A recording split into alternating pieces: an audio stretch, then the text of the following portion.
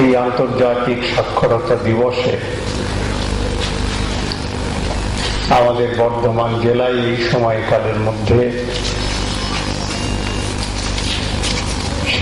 শিক্ষা এবং স্বাস্থ্যের ক্ষেত্রে আমরা যে সাফল্য অর্জন করেছি তার একটা সামগ্রিক ছবি আপনাদের কাছে আজকে উপস্থাপিত করেছেন আমাদের সাংসদ এবং সভাধিপতি এবং জেলা শাসক। সুতরাং সেই বিষয় নিয়ে আমার নতুন করে আপনাদের কাছে বলার কিছু নেই, কিন্তু আমরা এখানে যারা উপস্থিত আছি আমাদের সকলের নানান মত আছে, পথ আছে, কিন্তু আমরা সকলেই চাই যে আমাদের দেশের, আমাদের রাজ্যে, আমাদের জেলার উন্নয়ন হোক। এই উন্নয়নের পন্থা নিয়ে আমাদের মধ্যে বিতর্ক আছে, আমাদের মধ্যে মত পার্থক্য আছে। কোন পথ ধরে উন্নয়ন করলে সেটা সঠিক পথ হবে, এই বিতর্ক থাকে। কিন্তু যে প্রশ্নে আমাদের বিতর্ক নেই সেটা হলো এই যে উন্নয়ন বলতে আমরা কি বুঝি। কারণ আন্তর্জাতিক স্তরে এই নিয়ে দীর্ঘ আলোচনা হয়েছে এবং সারা পৃথিবী জুড়ে আজকে এটা স্বীকৃত যে উন্নয়নের একটা সাধারণ ধারণা যা আজকে পৃথিবীর সমস্ত দেশ তারা সেটাকে উন্নয়নের ধারণা বলে স্বীকার করে নিয়েছেন এবং সেই সংজ্ঞা নির্ধারণ করতে গিয়ে তারা যে বিষয়টির উপরে গুরুত্ব দিয়েছেন তা হলো এই যে উন্নয়নের ধারণাটা কোনো স্থিতিশীল ধারণা নয়, এই ধারণা একটা গতিশীল ধারণা। উন্নয়ন এই ধারণা বলতে গিয়ে তারা যেটা বলেন আন্তর্জাতিক মহলে যেটা স্বীকৃত যে মানুষ সৃষ্টিশীল ভাবে তার নিজের স্বাধীনতা, মর্যাদা, সক্ষমতা নিয়ে নিজের পছন্দ মতো সে তার জীবনযাত্রাকে নির্বাহ করতে পারবে, তার জীবনকে গড়ে তুলতে পারবে এবং সেই পছন্দের যে সম্প্রসারণ এটাই হচ্ছে যে উন্নয়ন সম্পর্কিত ধারণা। তাই আমরা একথা কেউই বলতে পারি না উন্নয়নের কোন একটা স্তরে পৌঁছিয়ে যে আমাদের উন্নয়নের চাহিদা মিটে গেছে, আমাদের আর নতুন করে এগোনোর কোনো প্রয়োজন নেই। এই যে উন্নয়নের এই যে ধারণা যা আন্তর্জাতিক স্তরে রাষ্ট্রসংঘ কর্তৃক স্বীকৃত, যে ধারণায় মানুষের কতগুলি মৌলিক মূল্যবোধের উপরে যে ধারণাকে গড়ে তোলা হয়েছে, যখন এটা ঠিক হলো যে সহস্রাব্দের উন্নয়নের লক্ষ্য কি হবে, আমরা যাকে মিলেনিয়াম ডেভেলপমেন্ট গোল বলি, সেই সহস্রাব্দের উন্নয়নের লক্ষ্য স্থির করার আগে একটা কথা আলোচনা হলো যে এই লক্ষ্যে যদি পৌঁছাতে হয় তাহলে মানুষের মধ্যে কি মূল্যবোধকে আমরা মানুষের মধ্যে আমরা জাগ্রত করতে চাই। আমরা যারা বিভিন্ন স্তরে উন্নয়নের এই সংগ্রামে, এই লড়াইয়ে আমরা রয়েছি, আমরা কোন মূল্যবোধের দ্বারা পরিচালিত হব, সেই মূল্যবোধের কথা বলতে গিয়ে আমরা যারা বিভিন্ন স্তরে উন্নয়নের এই সংগ্রামে, এই লড়াইয়ে আমরা রয়েছি, আমরা কোন মূল্যবোধের দ্বারা পরিচালিত হব, সেই মূল্যবোধের কথা বলতে গিয়ে 6টি মূল্যবোধের কথা সেই সহস্রাব্দের উন্নয়নের লক্ষ্যে আমাদের সামনে তুলে ধরা হয়েছিল।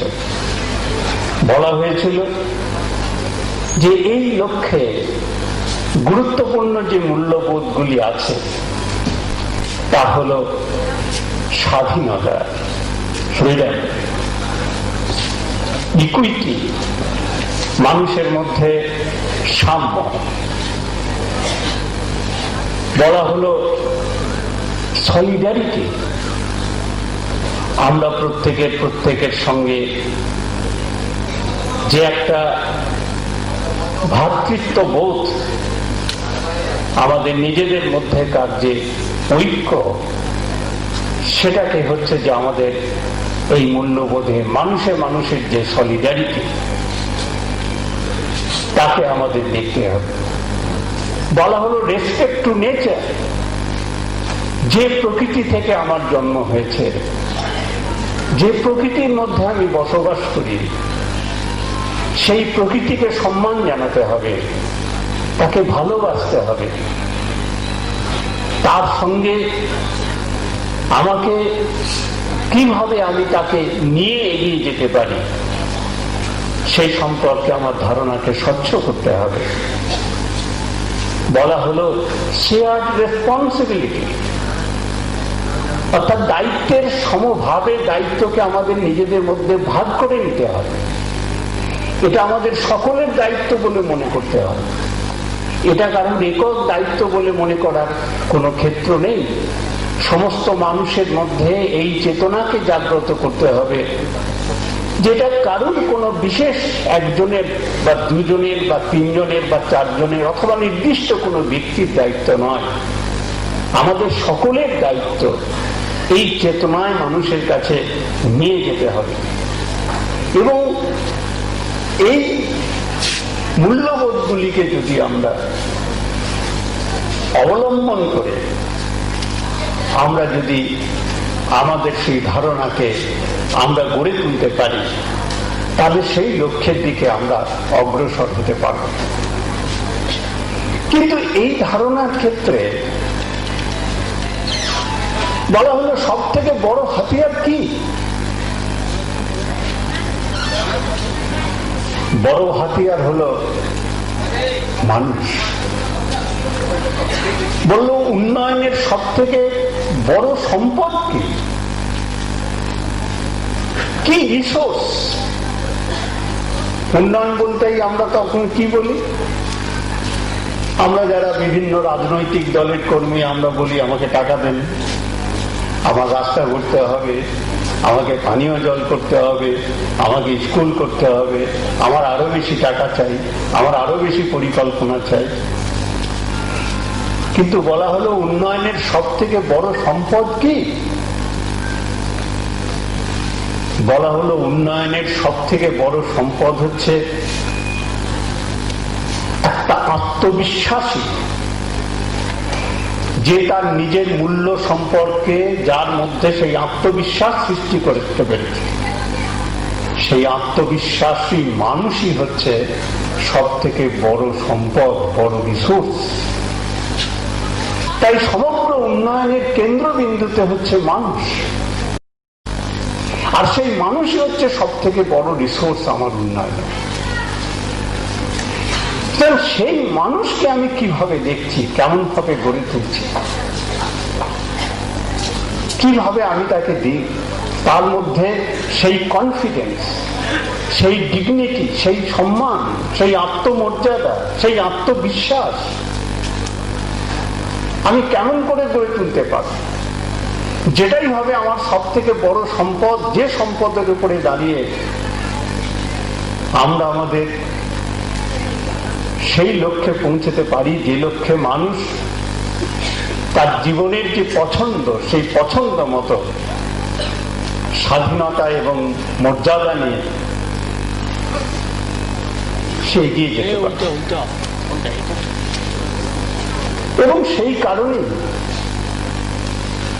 মানুষের সেই ধরনের মানুষ গড়ে তোলার লক্ষ্যটাকে উন্নয়নের কেন্দ্রে এনে দাঁড় করানো হলো। এবং সেইখান থেকেই আমরা আমাদের যখন এই উন্নয়ন নিয়ে আমরা যখন আমাদের দেশে, আমাদের রাজ্যে, আমাদের এখানে আমরা আলোচনা করি, তখন আমরা কি বলি? আমরা এক কথায় যেটা বলি সেটা হচ্ছে যে আমাদের এখানে উন্নয়নের সব থেকে বড় বাধা, সে বাধা হচ্ছে কি? দারিদ্র। আমরা দারিদ্রকে সব থেকে বড় বাধা বলে মনে করি।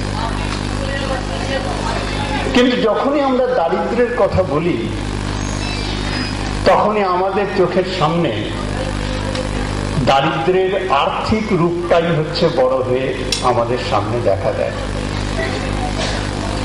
আমরা দারিদ্রকে শুধুমাত্র আর্থিক রূপেই বিবেচনা করি। অবশ্যই এবং সর্বাপেক্ষা গুরুত্বপূর্ণ তা হচ্ছে আর্থিক দারিদ্র, ইনকাম পভার্টি। মানুষের যদি আয় না থাকে, মানুষের যদি আয় করার ক্ষমতা না থাকে, সে যদি একটু ন্যূনতম আয় সে করতে না পারে, তাহলে তার উন্নয়ন বাধাপ্রাপ্ত হতে বাধ্য। এই নিয়ে কোনো কারণ নেই। কিন্তু এটা কি একমাত্রিক? না।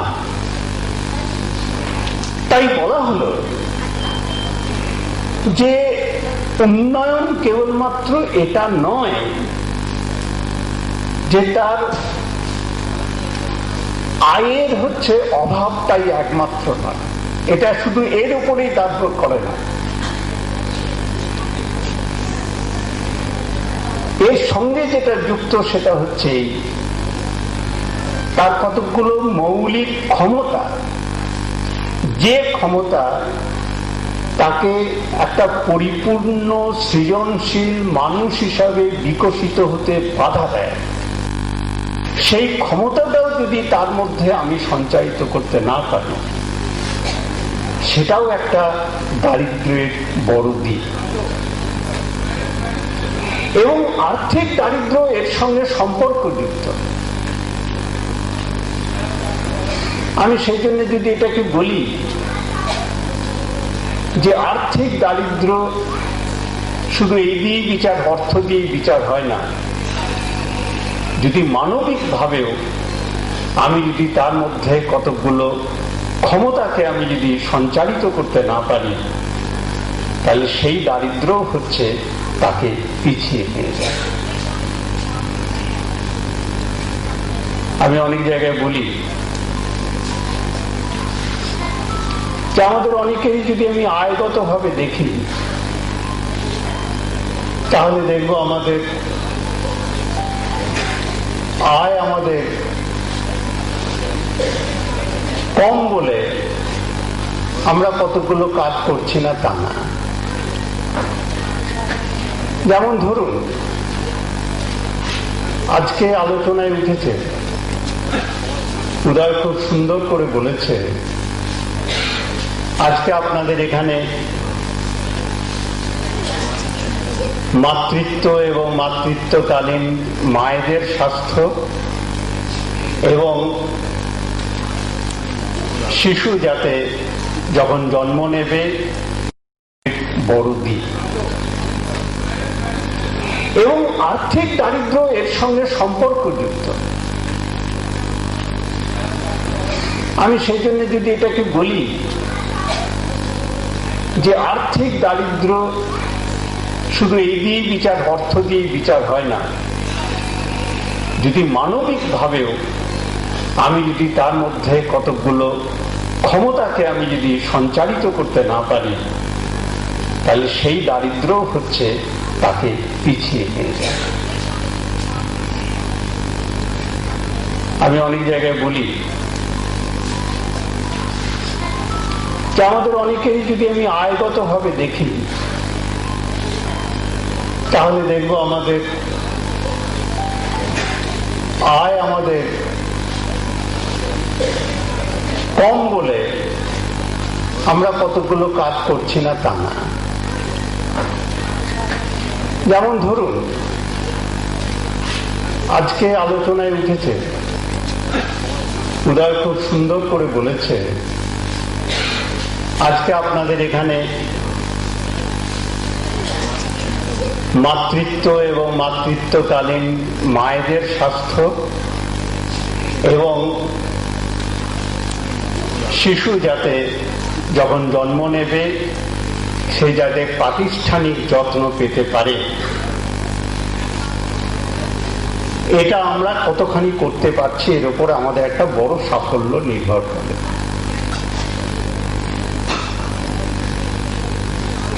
আমাদের শহীদুল যখন বলল, তখন সে একটা তথ্য দিল আমাদের। সে তথ্যে সে বলল, আমাদের জেলায় বা আমাদের রাজ্যে আমরা অনেকগুলি ক্ষেত্রে যেমন আমাদের সাফল্য রয়েছে, তেমনি আমাদের কয়েকটি ক্ষেত্রে গুরুত্বপূর্ণ আমাদের ব্যর্থতা রয়েছে। এবং তা বলতে গিয়ে সে কথা বলল যে আমাদের মেয়েদের মধ্যে এবং আমাদের শিশুদের মধ্যে রক্তাল্পতা এবং অপুষ্টি আমাদের একটা সব থেকে বড় সমস্যা হিসাবে আমাদের দেখা দিচ্ছে। দেখুন, এরও যদি আমরা কারণ খুঁজতে যাই, আমাদের এই বর্ধমান জেলাতেই আমরা দেখব যে আমাদের যেসব মেয়েরা যখন তাদের বিবাহ হচ্ছে, দেখা যাচ্ছে তাদের অনেকে একটা গুরুত্বপূর্ণ অংশের বিবাহ হচ্ছে যখন তাদের বিবাহ হওয়া উচিত নয় যে বয়সে। এবং এই যে অল্প বয়সে বিবাহ বা বাল্য বিবাহ, বাল্য বিবাহ নিয়ে অনেক আলোচনা আমরা জানি। আমাদের এই রাজ্যের অতীতের গল্প, উপন্যাস, কাহিনী, অসংখ্য ঘটনা আছে বাল্য বিবাহে। এবং এই বাল্য বিবাহের বিরুদ্ধে কত সামাজিক আন্দোলন হয়েছে। কিন্তু আজও পর্যন্ত আমাদের যদি বলি যে আমাদের শিশু মৃত্যুর হার বৃদ্ধি পাওয়ার, আমাদের শিশুদের অপুষ্টির এক অন্যতম বড় কারণ হলো এই যে আমাদের রাজ্যের মেয়েদের বিবাহ যে সময়ে হওয়া উচিত তার অনেক আগে তাদের বিবাহ হচ্ছে। আচ্ছা, এই সমস্যার সমাধান কি কোনো চিকিৎসা কেন্দ্রে করা সম্ভব? এই সমস্যার সমাধান কি কোনো চিকিৎসক করতে পারেন? এই সমস্যার সমাধান কি কোনো এএনএম করতে পারেন? তাহলে এই সমস্যার সমাধান এর সঙ্গে জড়িয়ে আছে এক সামাজিক চেতনা। এবং এটা কি শুধুমাত্র দারিদ্র্যের জন্য, কেবলমাত্র দরিদ্র বলেই হয়? না, এমন অনেক পরিবার তো আমরা দেখব যে পরিবারে দেখা যাবে দারিদ্র্য প্রধান কারণ নয়, তারা হচ্ছেন মেয়েদের এমনিতেই একটু ভালো পাত্র সন্ধান পাওয়া গেছে, মেয়ের 14 বছর কি 15 বছর বয়স, মেয়েটার বিয়ে দিয়ে দাও। এখন যদি ওই সময় আপনি বলতে চান পরিবারে না বিয়ে দিও না, তাহলে আপনাকে তেড়ে আসবে। একটা ভালো ছেলে পেয়েছি, তুমি এসে বাগদা দিচ্ছ আমার কাছে। তো মেয়ে যদি এই বিয়েটা আমার এই পাত্রটি ফসকে যায়, তাহলে পরের বার কি তুমি পাত্র খুঁজে দেবে? সুতরাং আমরা এই দায়িত্ব আমরা কেউ গ্রহণ করি না। আবার আমরা এখানে যারা নির্বাচনে দাঁড়াই, তারা তারও এই ঝামেলার মধ্যে যাবো না, কারণ ভোট কমে যাবে। এরকম একটা কাজ করতে গেলাম, তারপর সব লোক বললো বাহ, তারপর আমার উপর চটে গেল। তো সুতরাং এই যে আমাদের সমস্যা, এই সমস্যার আমাদের তার থেকে উত্তরণ শুধুমাত্র তো ওইটা না, এটা একটা নিশ্চয়ই একটা গুরুত্বপূর্ণ আমাদের কথা, কিন্তু তার আগে এই বিষয়টা তো আছে আমাদের সামনে। আমরা অনেক সময় এই যে বিষয়গুলি যে কেন একটা আন্দোলন হিসেবে গড়ে তোলা দরকার, কেন একটা সামাজিক চেতনা আমাদের গড়ে তোলা দরকার, আজকে আমাদের কাছে সত্যি এটা আনন্দের যে এই সময়কালের মধ্যে আমাদের এই বর্ধমান জেলায় শিক্ষার যে চিত্র শহীদুল উপস্থিত করেছে, তাতে আমরা দেখতে পাচ্ছি যে আমাদের মেয়েদের মধ্যে শিক্ষার হারটা দ্রুত গতিতে বেড়েছে পুরুষদের তুলনায়, এবং এটা খুব একটা গুরুত্বপূর্ণ সাফল্য। কারণ আমরা সবাই জানি যে স্ত্রী শিক্ষা এটা কেবলমাত্র নিরক্ষরতা দূরীকরণের বা নিরক্ষরতার উৎসকে নির্মূল করে তাই নয়, আমাদের যে স্বাস্থ্যের যে সমস্যাটিকে আমরা আজকে উল্লেখ করেছি, এই সমস্যারও কেন্দ্রীয় বিষয় হচ্ছে যে আমাদের মেয়েদের মধ্যে আমরা কতখানি শিক্ষাকে প্রসারিত করতে পেরেছি। যেমন এটা আন্তর্জাতিক স্তরে স্বীকৃত যে মা যদি লেখাপড়া জানে, তাহলে তার সন্তান কখনো নিরক্ষর হবে না, হতে পারে না। এটা আন্তর্জাতিক স্তরে স্বীকৃত। ঠিক তেমনই ভাবে আমাদের মেয়েরা যদি শিক্ষিত হয়, তাহলে শিশু মৃত্যুর হার কমতে বাধ্য, মাতৃত্বকালীন মৃত্যুর হার কমতে বাধ্য, এমনকি রক্তাল্পতার যে বিপদ, সেই বিপদ থেকেও আমরা অনেকখানি পরিমাণে রক্ষা পেতে পারি, এবং শিশুদের জন্মের পর যত্ন নেওয়ার ক্ষেত্রেও আমরা অনেকখানি গুরুত্বপূর্ণ ভূমিকা পালন করতে পারি, যা শিক্ষিত মেয়েরা পারে। সেই মেয়েদের শিক্ষাই হচ্ছে এক্ষেত্রে এক অত্যন্ত গুরুত্বপূর্ণ হাতিয়ার। অথচ এই শিক্ষা নিয়েই তো এক সময় কত কাণ্ড হয়েছে। আজকে এটা আমাদের কাছে সকলের জানা, এবং আমরা এখন এটা সকলে মিলে গুরুত্ব দিয়ে করছি। কিন্তু একটা সময় এই মেয়েদের শিক্ষার জন্যই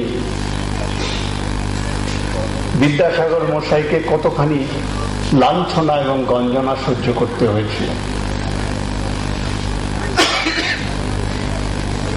আমি অনেক জায়গাতে সেই কাহিনী বলি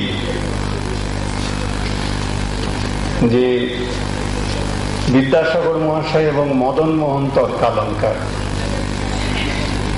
তো মদন মোহন তর্কালঙ্কার তিনি নদিয়ার মানুষ, তিনি বিদ্যাসাগর মহাশয়কে তার একটি গ্রামে নিয়ে গিয়েছিলেন এই উদ্দেশ্য নিয়ে যে সেই গ্রামে তিনি একটি বালিকা বিদ্যালয় স্থাপন করতে চান। বিদ্যাসাগর মহাশয় এবং মদন মোহন তর্কালঙ্কার যখন সেই গ্রামে যান বালিকা বিদ্যালয় স্থাপন করার জন্য, কাহিনী আছে গ্রামের সমস্ত মানুষ তখন তাদের দুজনকে তাড়া করেন। বিদ্যাসাগর মহাশয় তার চুটি ফেলে এবং মদন মোহন তর্কালঙ্কারকে সেখান থেকে পালিয়ে আসতে হয়। ভাগ্যিস উনি নির্বাচনে দাঁড়াননি, তাহলে ওনার জামানত যে জব্দ হয়ে যেত এই বিষয়ে কোনো সন্দেহের অবকাশ নেই। সেই সময়ের যদি সংবাদপত্রগুলি আপনারা দেখেন তাহলে এমন সংবাদপত্র আপনারা খুব কম খুঁজে পাবেন সেই সময়কালে যে সংবাদপত্র বিদ্যাসাগর মহাশয়ের এই অভিযানকে সমর্থন জানিয়ে দু কলম সম্পাদকীয় লিখেছেন অথবা বড় বড় করে খবর করেছেন। ফলে আমরা এমন অনেক বিষয় আছে আমাদের যে বিষয়গুলি সম্পর্কে হচ্ছে যে এই একটা কথা উদয় খুব গুরুত্বপূর্ণ কথা বলেছে যে উন্নয়নের কাজটা সহজ কাজ এবং আমি উন্নয়ন করতে গেছি বলে সব লোক হই হই করে আমার কাছে এসে ছুটে বলবে দারুণ করেছে, এ কথাও ভাবার কোনো কারণ নেই। বিশেষ করে আমাদের রাজ্যের দিকে তাকালে তো আমরা হরবকত এই উদাহরণ এই নজির আমাদের সামনে প্রতিদিন প্রতিনিয়ত হাজির।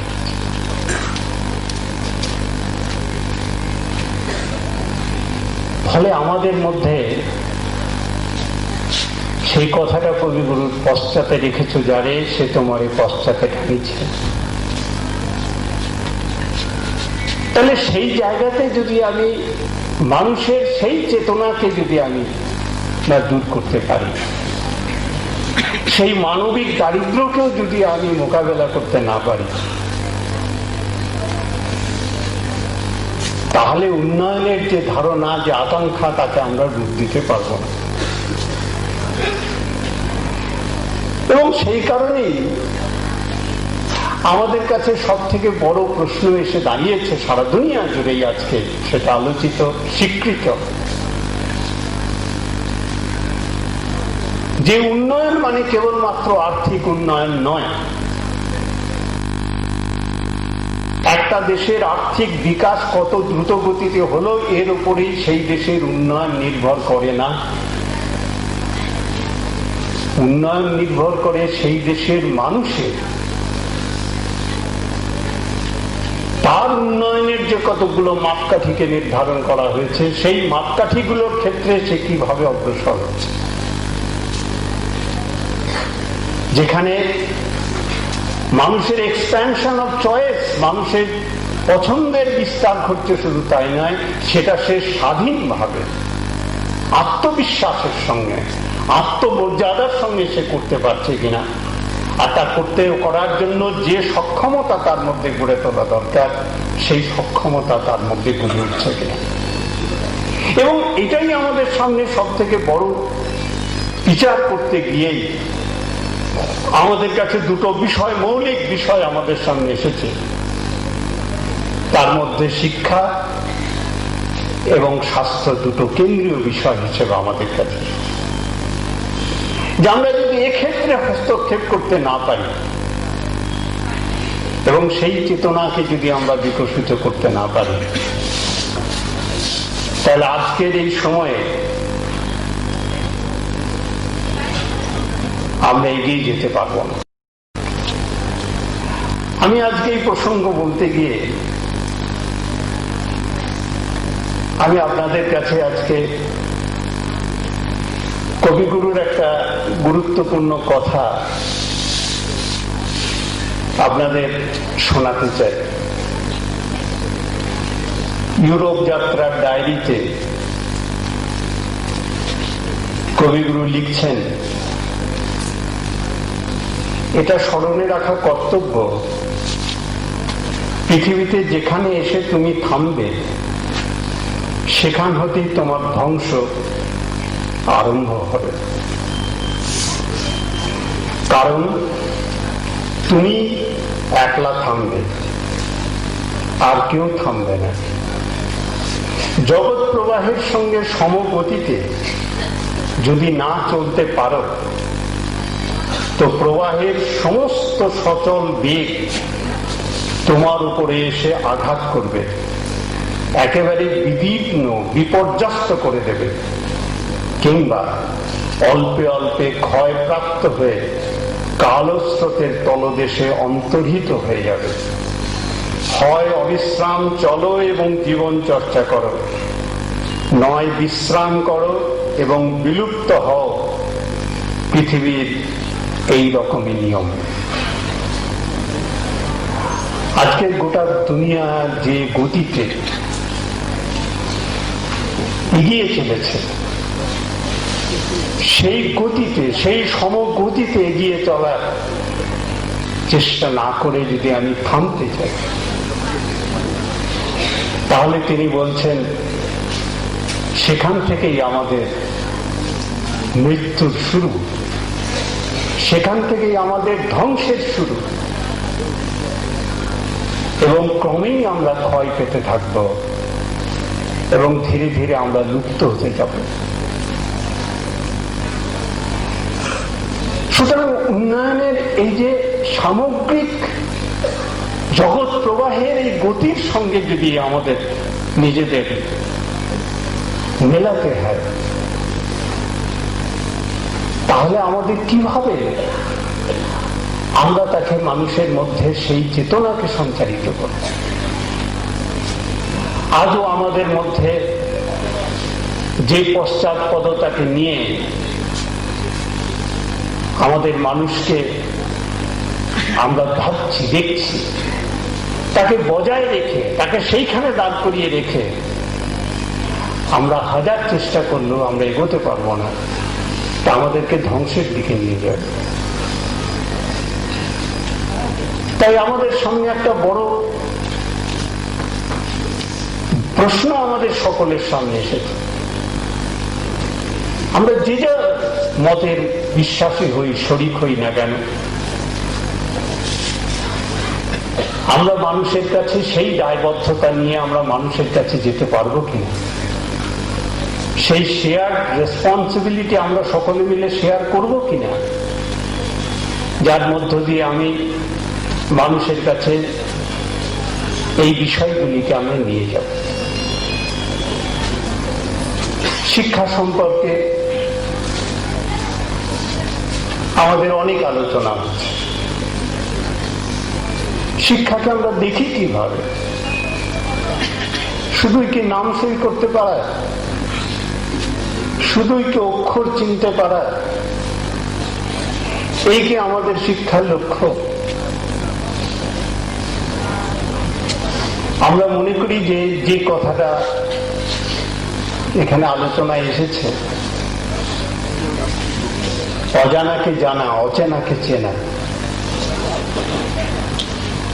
মানুষের মধ্যে সেই কৌতূহল তৈরি করা, মানুষের মধ্যে সেই প্রশ্ন তৈরি, জিজ্ঞাসা,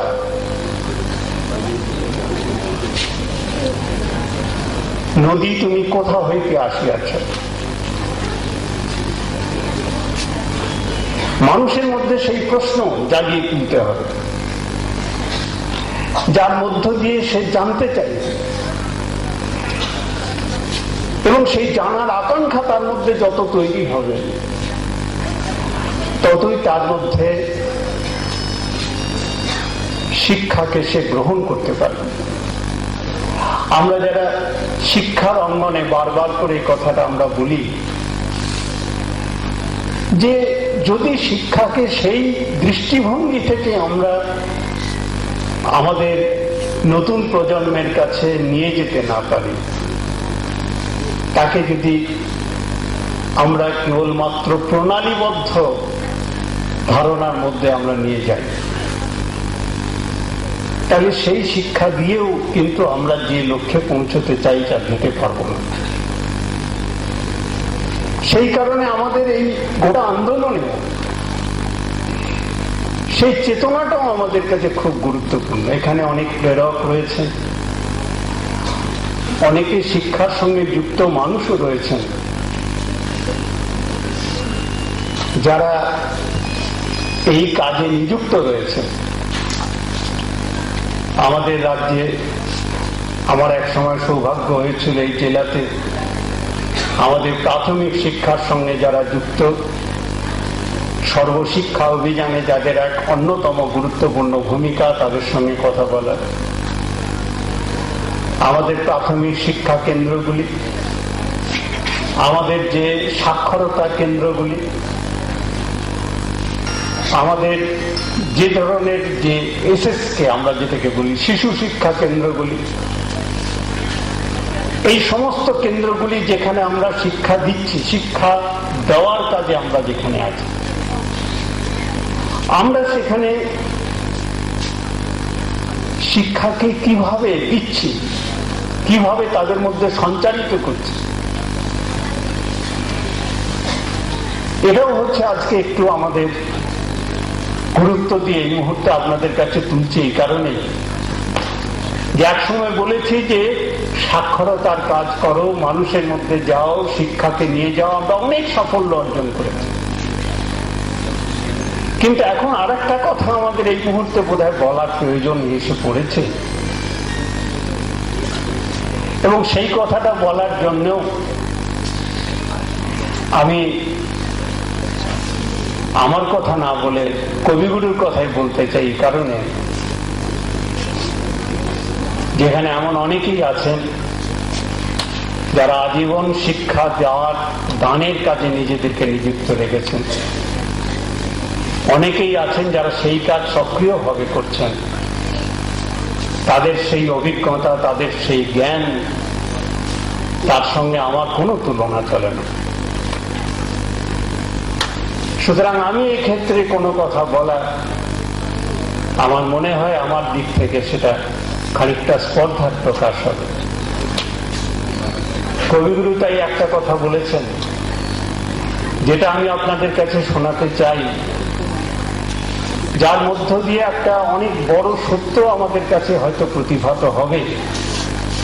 কারণ আজকে আর একটা গুরুত্বপূর্ণ প্রশ্ন বিবেচনার এই মুহূর্তে বর্ধমান জেলায় আমাদের করতে হবে, তা হচ্ছে তাকে আমরা গুণে কতখানি উন্নত করব।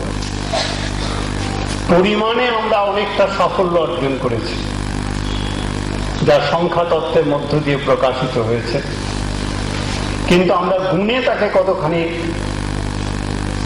এগিয়ে নিয়ে যেতে পারবো, যার উপরে দাঁড়িয়ে মানুষের সেই আত্মবিশ্বাস সৃষ্টি হবে, যে আত্মবিশ্বাসের মধ্য দিয়ে সে এগিয়ে যেতে পারবে। কবিগুরু লিখেছেন, শিশু বয়সে নির্জীব শিক্ষার মতো ভয়ঙ্কর আর কিছুই নাই। তাহা মনকে যতটা দেয়, পিছিয়া বাহির করে তার অনেক বেশি। আমাদের সমাজ ব্যবস্থায় আমরা সেই গুরুকে খুঁজিতেছি যিনি আমাদের জীবনকে গতি বিবেচনার এই মুহূর্তে বর্ধমান জেলায় আমাদের করতে হবে, তা হচ্ছে তাকে আমরা গুণে কতখানি উন্নত করব। পরিমাণে আমরা অনেকটা সাফল্য অর্জন করেছি, যা সংখ্যা তত্ত্বের মধ্য দিয়ে প্রকাশিত হয়েছে, কিন্তু আমরা গুণে তাকে কতখানি এগিয়ে নিয়ে যেতে পারবো, যার উপরে দাঁড়িয়ে মানুষের সেই আত্মবিশ্বাস সৃষ্টি হবে, যে আত্মবিশ্বাসের মধ্য দিয়ে সে এগিয়ে যেতে পারে। কবিগুরু লিখেছেন, শিশু বয়সে নির্জীব শিক্ষার মতো ভয়ঙ্কর আর কিছুই নাই। তাহা মনকে যতটা দেয়, পিছিয়া বাহির করে তার অনেক বেশি। আমাদের সমাজ ব্যবস্থায় আমরা সেই গুরুকে খুঁজিতেছি যিনি আমাদের জীবনকে গতি দান করিবেন।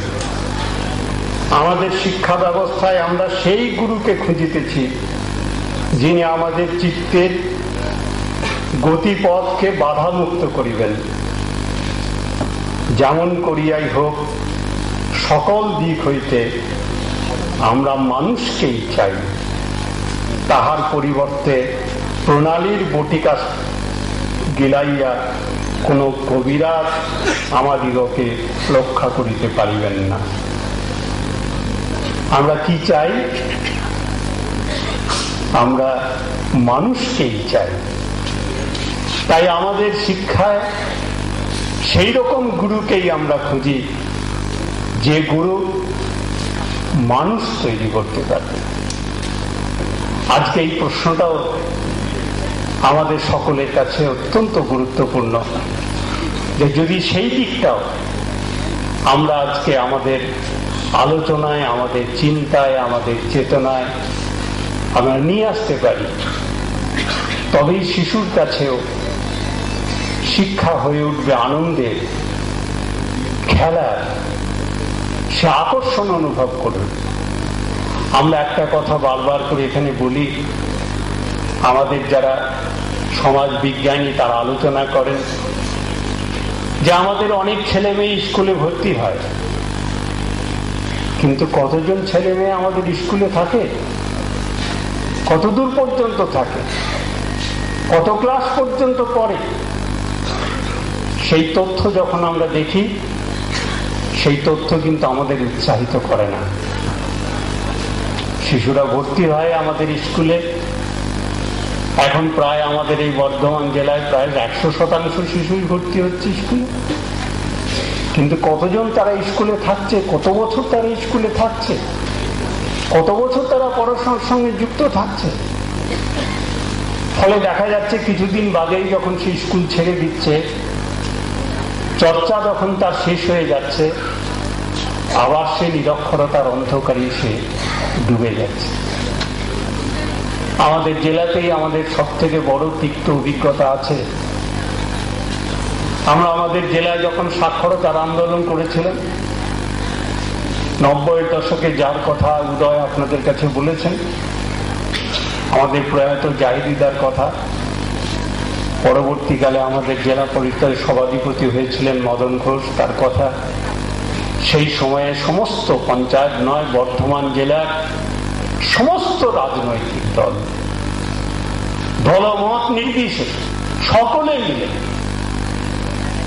আমরা একত্রিত হয়েছিলাম, আমরা প্রতিজ্ঞাবদ্ধ হয়েছিলাম যে আমাদের জেলার এই অভিযানে আমরা সকলে মিলে অংশগ্রহণ করব। সমস্ত সমাজসেবী সংগঠন, বিভিন্ন ধরনের যারা ক্লাব, প্রতিষ্ঠান, সকলে মিলে একত্রিত হয়ে একটা অভিযান শুরু করা হয়েছিল এই রাজ্য জুড়ে। আমাদের জেলা, আমাদের সেই সময় ভারতবর্ষে শুনলেন আপনারা 2টি জেলা চিহ্নিত হয়েছিল, তার মধ্যে আমাদের জেলা একটি। উপরাষ্ট্রপতি এসেছিলেন, আমাদেরকে পুরস্কৃত করে গিয়েছিলেন। কিন্তু পরবর্তী যখন জনগণনা হলো, তখন আমরা দেখলাম সেই জনগণনায় আমাদের যে সাফল্য আমরা অর্জন করেছিলাম, সেই সাফল্য আমরা ধরে রাখতে পারিনি। তার অর্থ অনেকে কিছুটা হয়তো গণনায় কিছু ত্রুটি থাকলেও থাকতে পারে, কিন্তু সেটা বড় কথা না। অনেকেই যারা সাক্ষর হয়েছিলেন তারা তাকে ধরে রাখতে পারেনি।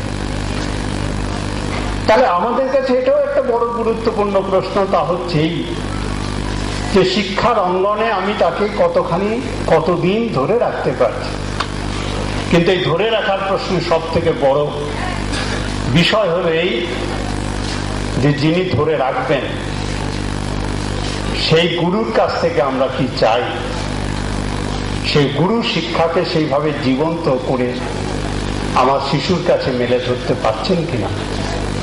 আমরা অনেক কিছু ঘোষণা করেছি, আমরা পুরস্কার ঘোষণা করেছি, আমরা আর্থিকভাবে তাকে কিছুটা সাহায্য করার কথা ঘোষণা করেছি, আমরা মেয়েদের স্কুলে বেশি দিন যাতে রাখা যায়, 8ম শ্রেণী থেকে যখন মেয়েরা পড়লে 8ম শ্রেণী পর্যন্ত উঠলে তারপরে দ্বাদশ শ্রেণী পর্যন্ত সেই মেয়েদের একটা মাসিক স্টাইপেন্ড দেওয়ার সিদ্ধান্ত আমরা গ্রহণ করেছি।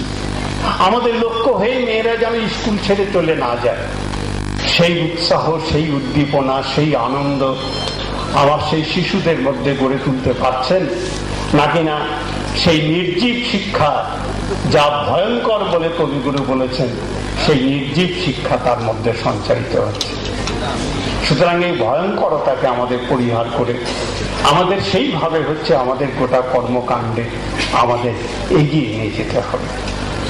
সুতরাং সেই দিক থেকে আমাদের একটা গুরুত্বপূর্ণ দায়িত্ব থেকে যাচ্ছে আমাদের।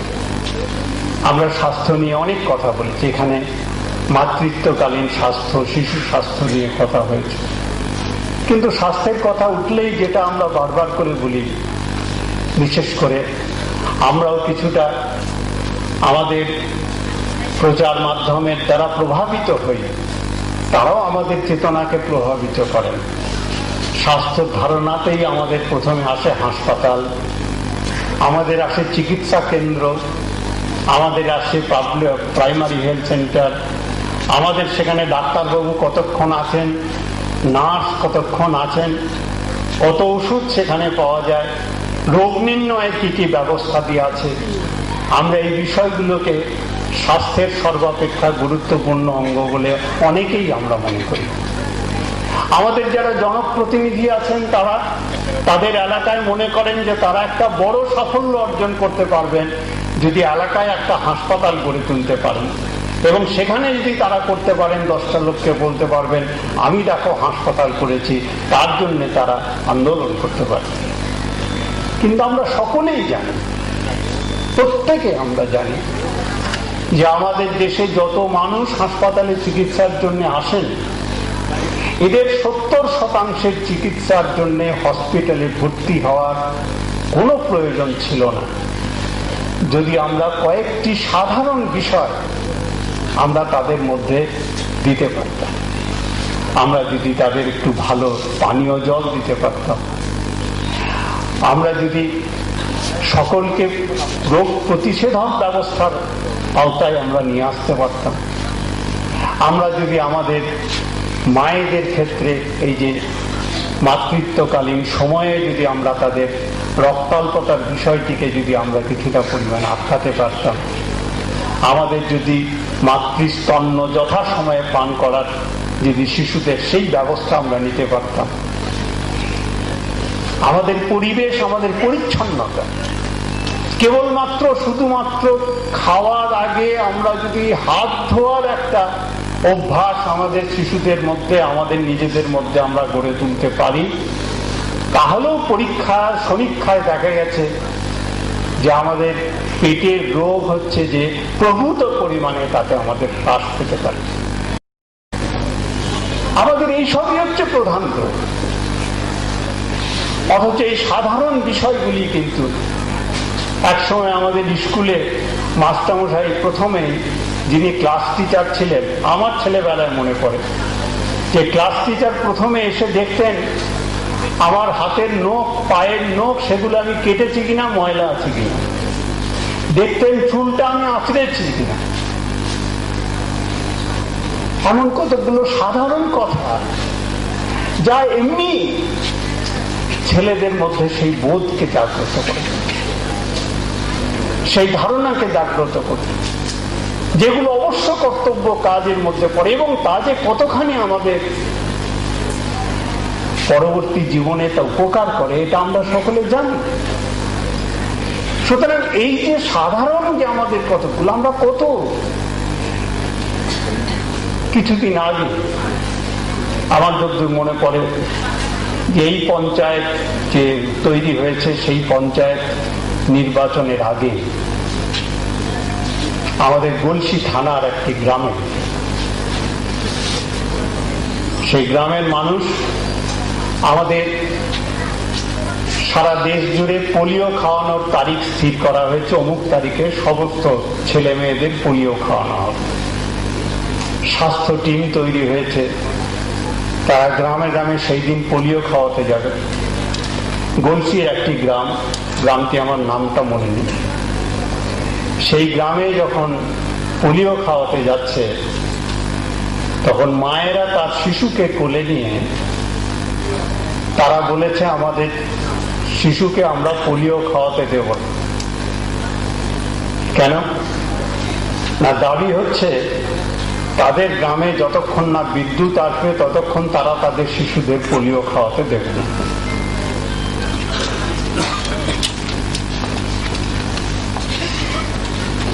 সত্যি তো বিদ্যুৎ যাওয়া কিন্তু খুবই দরকার।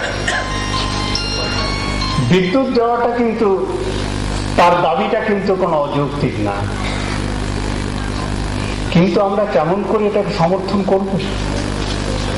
মা তার শিশুকে কোলে নিয়ে বলবে আমার শিশুকে আমি পোলিও খাওয়াবো না যতক্ষণ আমার গ্রামে বিদ্যুৎ না আসবে, কিংবা আমার গ্রামের ভোট তার জন্য আমি বয়কট করব। অর্থাৎ মানুষের কখনোই কোনোদিন কোন শিক্ষিত মাকে কথা বলতে পারে তার শিশু স্বাস্থ্যের প্রশ্ন যেখানে যুক্ত? এমন অসংখ্য ঘটনা আমাদের আছে এই আমাদের রাজ্যে।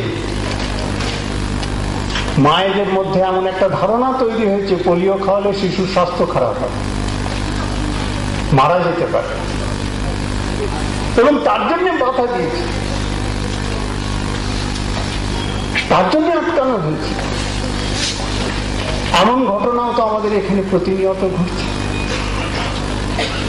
তাহলে আমরা যারা সামাজিক কর্মকাণ্ডের সঙ্গে যুক্ত আছি, আমরা যারা মনে করি যে আমাদের এই রাজ্যের, আমাদের এই দেশের, আমাদের গ্রামের, আমাদের শহরের, আমাদের এলাকার মানুষের উন্নয়নের জন্য এই কাজগুলি, তাহলে কতখানি গুরুত্বপূর্ণ কাজ, যে কাজ আমাদের করার আছে, যে কাজ আমরা করতে পারি, যা আমাদের সমবেতভাবে করতে হবে।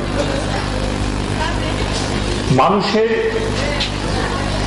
চেতনার পেছনে পেছনে ছোটা কিন্তু সমাজে আমাদের সকলের লক্ষ্য নয়। আমাদের লক্ষ্য হচ্ছে মানুষের সামনে নিয়ে, মানুষের সামনে থেকে মানুষের চেতনাকে এগিয়ে নিয়ে যাওয়ার লড়াইয়ের নেতৃত্ব দেওয়াটা হচ্ছে আমাদের কাজ। পশ্চাৎপদতার সঙ্গে নিজেও পশ্চাৎপদ চেতনার স্রোতে ভেসে যাওয়া নয়, পশ্চাৎপদ চেতনার বিরুদ্ধে দাঁড়িয়ে আমাকে তাকে এগিয়ে নিয়ে যাওয়ার জন্য যে সাহস, যে সংযম, যে ধৈর্য, এটা আমাদের দরকার। তাই মূল্যবোধের কথা বলতে গিয়ে আর একটা কথা উল্লেখ করেছিলেন যে টলারেন্স, আমার সহ্য শক্তি কত, আমাকে বুঝতে হবে সে কথা। মানুষের এই চেতনাকেই, তাকে বুঝে নিয়েই হচ্ছে যে আমাকে আমার কর্মকাণ্ড স্থির করতে হবে। আমাদের স্বাস্থ্যের যখন আমরা আলোচনা যখন আমরা করি, যে কটা বিষয়কে আমরা মনে করি যে মানুষের আয়ুষ্কাল বাড়বে কিনা, কতদিন মানুষ বাঁচবে, মানুষের আমি মৃত্যুর হার কত কমাতে পারি, জন্ম হার কত কমাতে পারি। আমাদের রাজ্যে আমরা সবাই এই কথা বলি যে আমাদের রাজ্যের এক বড় সমস্যা আমাদের হচ্ছে জনসংখ্যা। আমাদের দেশের একটা বিপুল জনসংখ্যা, জনসংখ্যা হ্রাস করার একটা গুরুত্বপূর্ণ লক্ষণ। আমরা বলি যে আমাদের এখানে বার্থ রেট কম হয়েছে, তার মানে আমরা কিছুটা নিয়ন্ত্রণ করতে পারছি, এটা একটা গুরুত্বপূর্ণ দিক। কিন্তু এই নিয়ন্ত্রণ মানে কেবলমাত্র কতকগুলো চিকিৎসকের পরামর্শ মতো কতকগুলো ব্যবস্থাই নয়, এর কতকগুলো সাধারণ বিষয় আছে। যদি মেয়েদের বয়স, আমরা যদি বাল্য বিবাহ আটকাতে পারি, আমরা যদি মেয়েদের মধ্যে শিক্ষার হার আমরা বাড়াতে পারি, মেয়েরা যদি পুষ্টি ঠিক মতো, যদি তার স্বাস্থ্যবতী মা যদি হন, মা যদি সন্তানকে তার স্তন্যপান করাতে পারেন ঠিক সময় পর্যন্ত, তাহলে এক সন্তান থেকে আর এক সন্তান হওয়ার এই যে সময়, এই সময়টাকে হচ্ছে বাড়িয়ে দেওয়া যায়।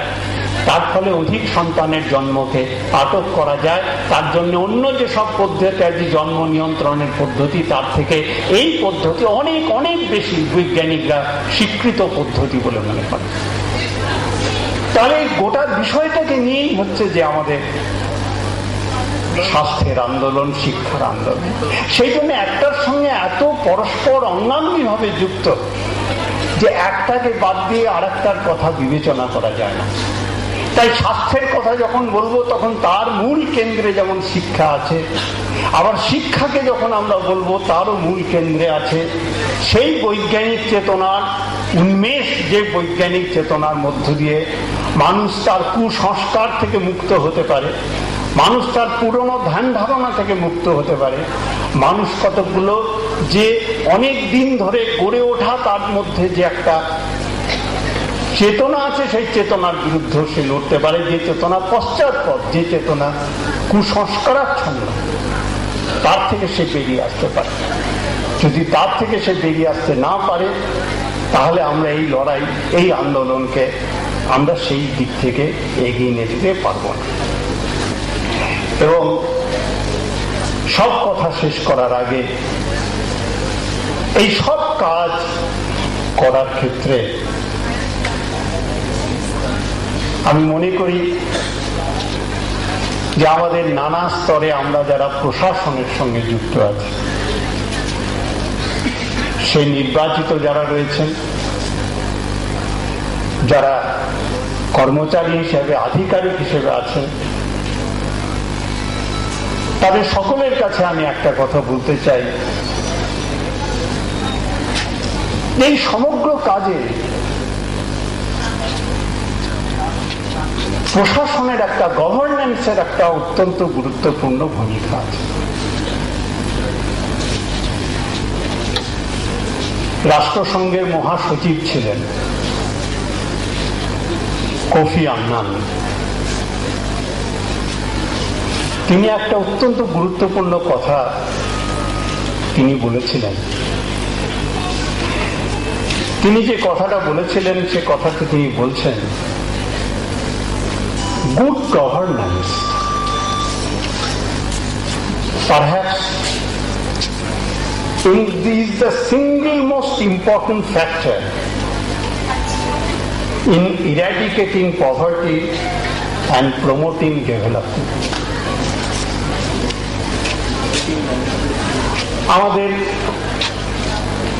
আমি এটা সবসময় আমি মনে করি, আমাদের এই উন্নয়ন এবং পরিকল্পনা দপ্তরের বিভিন্ন দপ্তরের কাজ, তার মূল্যায়ন নানান সময় নানান দিক থেকে আমাদের করতে হবে। অসংখ্য প্রকল্প আমাদের আছে, কেন্দ্রীয় সরকারের আছে, রাজ্য সরকারের আছে। আমাদের এই যে শিক্ষায়, আমাদের এই যে সর্বশিক্ষা অভিযানে, আমাদের এর জন্য প্রয়োজনীয় অর্থের আমাদের সংস্থান আছে। কিন্তু এই সমস্ত ক্ষেত্রে আমরা কতখানি মানুষের কাছে আমরা পৌঁছতে পারছি, যদি তার নিরিখে আমরা বিচার করি, তাহলে আমরা দেখব যে সেখানে আমাদের একটা বড় রকমের দুর্বলতা আমাদের রয়েছে। এক সময় আমাদের দেশের প্রয়াত প্রধানমন্ত্রী রাজীব গান্ধী একটা কথা বলেছিলেন যে আমাদের সরকার 1 টাকা মানুষের জন্য যা খরচ করে, 18 পয়সার বেশি হচ্ছে যে সাধারণের কাছে, যার জন্য সে খরচ করছে তার কাছে পৌঁছায়। তার মানে 1 টাকার মধ্যে মাত্র 18 পয়সা সেই মানুষটির কাছে পৌঁছায়। তার মানে 82 পয়সা মধ্যপথে আমাদের বিলীন হয়ে যায়। কথাটা কিন্তু সবটা মিথ্যা। আমরা যারা বিভিন্ন স্তরে আছি, আমরা যদি নিজেরা আলাদা আলাদা করে কথা বলি, তখন আমরা অনেকেই স্বীকার করি। সুতরাং এই যে একটা বড় কথা, যে আমরা যারা নির্বাচিত হয়েছি, অথবা আমরা যারা প্রশাসনের বিভিন্ন স্তরে নির্বাচিত, এক সময় আমাদের দেশের প্রয়াত প্রধানমন্ত্রী রাজীব গান্ধী একটা কথা বলেছিলেন যে আমাদের সরকার 1 টাকা মানুষের জন্য যা খরচ করে, 18 পয়সার বেশি হচ্ছে যে সাধারণের কাছে, যার জন্য সে খরচ করছে তার কাছে পৌঁছায় না। তার মানে 1 টাকার মধ্যে মাত্র 18 পয়সা সেই মানুষটির কাছে পৌঁছায়। তাহলে 82 পয়সা মধ্যপথে আমাদের বিলীন হয়ে যায়। কথাটা কিন্তু সবটা মিথ্যা। আমরা যারা বিভিন্ন স্তরে আছি, আমরা যদি নিজেরা আলাদা আলাদা করে কথা বলি তখন আমরা অনেকেই স্বীকার করি। সুতরাং এই যে একটা বড় কথা যে আমরা যারা নির্বাচিত হয়েছি অথবা আমরা যারা প্রশাসনের বিভিন্ন স্তরে অন্যভাবে আমরা সিলেক্টেড হয়েছি, আমরা সেই দায়িত্ব পালন করছি, সে শিক্ষক হন, শিক্ষাকর্মী হন, সে এএনএম হন, সে ব্লক উন্নয়ন আধিকারিক হন, সে প্রেরক হন, জেলা শাসক হন, জেলা প্রশাসনের উচ্চপদস্থ কর্মচারী হন, চিকিৎসক হন, যেই হন না কেন, আমরা নিজেরা কিভাবে আমরা কাজ করছি, কিভাবে আমরা আমাদের সেই লক্ষ্য পূরণে অগ্রসর হচ্ছি, এই বিষয়টাও হচ্ছে আজকে আমাদের খুবই একটা গুরুত্বপূর্ণ বিবেচনার বিষয়। আমাদের সাফল্য নির্ভর করছে যে সত্যিই যদি আমরা মানুষকে মানুষ হিসেবে গড়ে তুলতে চাই, সত্যিই যদি আমরা আমাদের রাজ্যের মানুষের উন্নয়ন চাই, সত্যিই যদি আমরা সেই ধরনের স্বাধীনতা এবং আত্মমর্যাদা নিয়ে মানুষ তার নিজের সক্ষমতাকে বাড়িয়ে তুলতে পারবে এমন একটা পর্যায়ে জেলা প্রশাসনের উচ্চপদস্থ কর্মচারী হন, চিকিৎসক হন, যেই হন না কেন, আমরা নিজেরা কিভাবে আমরা কাজ করছি, কিভাবে আমরা আমাদের সেই লক্ষ্য পূরণে অগ্রসর হচ্ছি, এই বিষয়টাও হচ্ছে আজকে আমাদের খুবই একটা গুরুত্বপূর্ণ বিবেচনার বিষয়। আমাদের সাফল্য নির্ভর করছে যে সত্যিই যদি আমরা মানুষকে মানুষ হিসেবে গড়ে তুলতে চাই, সত্যিই যদি আমরা আমাদের রাজ্যের মানুষের উন্নয়ন চাই, সত্যিই যদি আমরা সেই ধরনের স্বাধীনতা এবং আত্মমর্যাদা নিয়ে মানুষ তার নিজের সক্ষমতাকে বাড়িয়ে তুলতে পারবে এমন একটা পর্যায়ে, যে সক্ষমতার ভিত্তি করে সে তার নিজের পছন্দের মতন জীবন যাপন করতে পারবে, সেই জায়গায় যদি তাকে নিয়ে যেতে হয়, তাহলে আমরা যারা এখানে উপস্থিত আছি আমাদের নিজেদের দায়িত্ব, আমাদের নিজেদের দায়বদ্ধতা কতখানি, সেটাও আমাদের সকলের নিজেদের আলোচনা করে ঠিক করতে হবে। আমি একটা কথাই শুধু আপনাদের বলি, সব কাজ উপর থেকে ছড়িয়ে দিয়ে যদি কেউ করার কথা ভাবেন, আমি মনে করি তা ঠিক না। বরঞ্চ আমাদের সকলের যেটা উচিত, আয়নার সামনে দাঁড়িয়ে আমার নিজের মুখ ভালো করে দেখা, মানুষের আয়নায় আমাকে নিজেকে দেখা বারবার করে যে আমি যা করছি, মানুষ আমাকে যে করার দায়িত্ব দিয়েছে ঠিক তারই জন্য আমি সে কাজ করছি কিনা। মহাত্মা গান্ধীর সেই কথা যে তুমি যখন কোনো কিছু কথা করার কথা ভাববে, তখন তোমার চোখের সামনে সব থেকে গরিব, সব থেকে দরিদ্র, সব থেকে অসহায় যে মানুষটিকে তুমি দেখেছো, সেই মানুষটির দিকে তাকিয়ে তুমি ভাববে তোমার যে কর্মকাণ্ড, সেই কর্মকাণ্ড সেই মানুষটির কোনো উপকারে লাগছে কিনা। যদি মনে হয় যে হ্যাঁ তোমার এই কাজ সেই মানুষটির সেই উপকারে আসবে, তাহলে সেই কাজ করতে তুমি ব্রতী হও। এই চেতনায় আমরা যদি সকলে মিলে ঐক্যবদ্ধ হয়ে আমরা এগোতে পারি, তাহলে আমাদের জেলা যে কথা বলেছেন আমরা সবাই তার জন্য উপকৃত হব। এক নতুন মানুষ গড়ে তোলার ক্ষেত্রে আমাদের এই জেলাকে সারা রাজ্যের অন্যতম জেলায় রূপান্তরিত করতে পারব। একজন জেলার একজন সন্তান হিসেবে আজকে আপনাদের সকলের কাছে সেই আবেদনটুকু রেখেই আমার কথা আমি এখানে শেষ করতে চাই। আপনাদের সকলকে ধন্যবাদ এবং নমস্কার জানাই।